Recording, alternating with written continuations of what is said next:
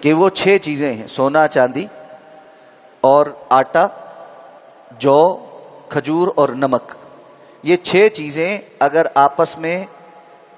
تبادل ہوں گی، یعنی سونے کے ساتھ، چاندی چاندی کے ساتھ، آٹا آٹے کے ساتھ، جو کے ساتھ، کھجور کھجور کے ساتھ اور نمک نمک کے ساتھ، تو ایسے میں ان کا وزن برابر ہونا چاہیے۔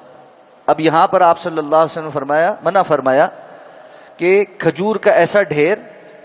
جس کا وزن معلوم نہیں، اس کو ایسے کھجور کے ڈھیر کے ساتھ آپس میں تبادل کرنا جس کا وزن معلوم ہے، یہ جائز نہیں۔ کیوں؟ کہ جس کا ڈھیر کا وزن معلوم نہیں، یا وہ کم ہوگا یا وہ زیادہ ہوگا۔ اور اسی طرح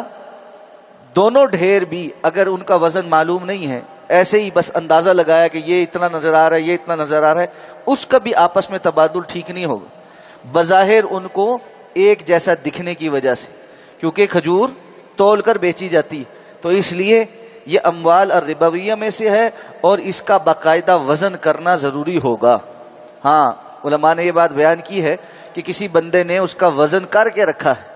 اور لکھا ہے کہ یہ اس کا اتنا وزن ہے، اور دوسرے نے بھی اپنے مال کا وزن کر کے رکھا ہے اور لکھا ہے کہ اس کا اتنا وزن ہے، اور یہ آپس میں تبادل کرتے ہوئے ایک دوسرے کی بات پر یقین کر لیتے ہیں، دوبارہ سے وزن نہیں کرتے، پہلے وزن کر کے رکھا تھا، تو ان کی خرید و فروخت درست ہوگی۔